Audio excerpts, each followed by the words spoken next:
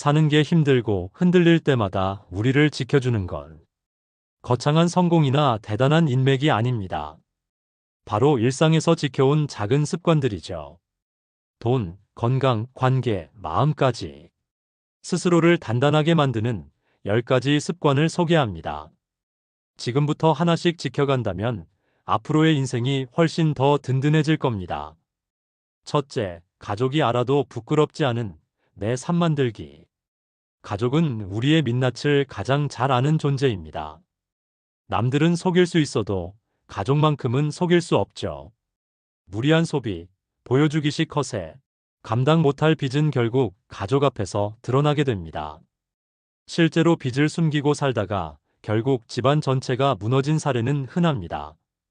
반대로 거창하지 않아도 깨끗하고 솔직한 삶은 가족에게 당당함을 줍니다. 우린 빚 없이 산다. 나는 내 능력 안에서 충분히 살고 있다. 이 말이 가족에게도 나 자신에게도 평화가 됩니다. 스스로에게 물어보세요. 돈, 인간관계, 그리고 지금의 나의 상황들이 내 가족이 알아도 부끄럽지 않고 당당한가? 이 질문 하나가 삶의 방향을 바꿔줍니다. 둘째, 통장에 최소 6개월치 생활비, 비상금 준비하기. 갑작스러운 실직, 질병, 사고는 누구에게나 올 수 있습니다. 그 순간 가장 절실한 건 현금입니다. 비상금이 없으면 당장 카드 돌려막기, 대출, 심지어 고리사채까지 손을 댈 수밖에 없습니다. 반대로 6개월치 생활비가 통장에 있으면 위기 속에서도 숨을 고를 여유가 생깁니다. 실제 연구에 따르면 비상자금이 있는 사람은 그렇지 않은 사람보다 스트레스 지수가 40% 낮다고 합니다. 돈은 단순히 쓰기 위한 도구가 아니라 위기에서 내 삶을 지켜주는 방패입니다. 오늘 당장 10만 원이라도 절대 손대지 않을 통장을 만들어 보세요. 셋째, 아플 때 의지할 수 있는 최소 한 명 확보하기. 돈보다 중요한 건 결국 사람입니다. 몸이 아프고 마음이 무너질 때 나 좀 도와줘 하고 전화할 수 있는 사람이 꼭 필요합니다. 이 한 사람의 유무가 삶의 안정감을 극적으로 갈라놓습니다. 실제로 외로움이 심한 사람은 그렇지 않은 사람보다 조기 사망률이 26% 높다는 연구 결과도 있습니다. 의지할 수 있는 최소 한 명을 만들려면 나 또한 누군가에게 그런 사람이 되어야 합니다. 돈도 명예도 결국 힘든 순간 내 옆에 있어주는 한 사람을 대신할 수는 없습니다. 넷째, 매달 조금씩이라도 저축 투자를 습관화하기. 돈이 많은 사람도 부자지만 그것을 유지하고 키워나가려면 돈을 관리할 줄 알아야 진짜 부자입니다. 나는 월급이 적어서 못 모아라는 말은 핑계일 뿐입니다. 10,000원이라도 꾸준히 모으면 습관이 되고 습관은 결국 자산이 됩니다. 부자들의 공통점은 금액이 아니라 꾸준함이었습니다. 투자는 거창할 필요 없습니다. 적금, 펀드, 주식, 부동산. 내 수준에서 꾸준히 시도하는 게 중요합니다. 돈은 그냥 불어나는 게 아니라 모으는 습관에서 자란다는 걸 기억하세요. 지금의 월급이 200만 원밖에 되지 않는다고 불평할 수 있지만 그건 아무 도움이 안 됩니다. 그래도 꾸준히 모아야 뭔가 바뀔 수 있으니까요. 다섯째, 술, 담배보다 운동, 건강검진에 먼저 투자하기. 젊을 때는 건강이 당연한 줄 알지만 30대 후반 이후는 다릅니다. 술과 담배는 스트레스를 풀어주는 게 아니라 몸을 갉아먹습니다. 흡연자는 비흡연자보다 평균 10년 일찍 사망한다고 합니다. 반대로 운동하는 사람은 10년을 더 건강하게 삽니다. 정기 건강검진도 미루지 마세요. 조기 발견이 생명을 살립니다. 돈은 다시 벌 수 있어도 건강은 되돌릴 수 없습니다. 건강이 곧 진짜 자산입니다. 여섯째, 하고 싶은 말, 거절할 말은 눈치 보지 말고 당당히 하기. 많은 사람들이 좋은 게 좋은 거지 하며 말을 삼킵니다. 하지만 삼킨 말은 마음속에서 억울함이 되고 결국 병이 됩니다.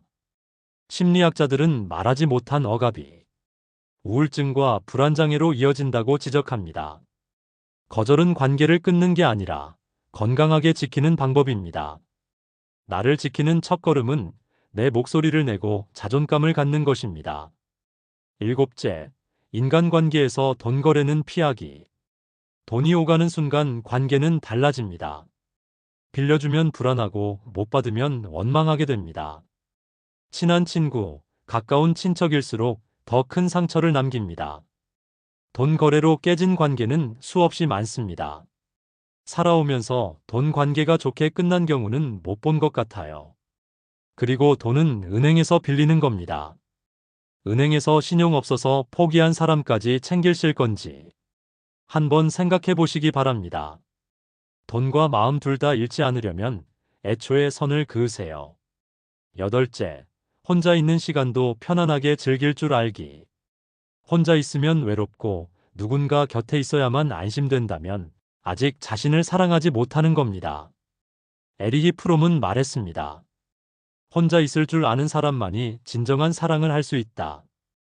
혼자 있는 시간을 불편해하지 않고 오히려 즐길 수 있을 때 비로소 자유로워집니다. 책을 읽거나 산책을 하거나 차 한 잔을 마시며 스스로와 대화해 보세요. 외로움이 아닌 고독을 즐기는 사람은 더 이상 흔들리지 않습니다. 아홉째, 1년에 한 번은 여행이나 여가로 마음 채우기. 사는 게 팍팍하다 보면 여행이 사치처럼 느껴집니다. 하지만 아닙니다. 쉼표 없는 문장은 이어질 수 없듯 쉼 없는 삶도 버틸 수 없습니다. 한 번의 여행, 한 번의 여가가 마음을 환기시키고 새 힘을 줍니다. 연구에 따르면 여행을 다녀온 사람은 그렇지 않은 사람보다 삶의 만족도가 30%더 높다고 합니다. 멀리 갈 필요도 없습니다. 가까운 곳이라도 하루라도 낯선 풍경을 보는 게 마음을 살립니다. 10번째, 남과 비교하지 말고 어제의 나보다 한 걸음 나아가기. 비교는 끝없는 불행을 낳습니다.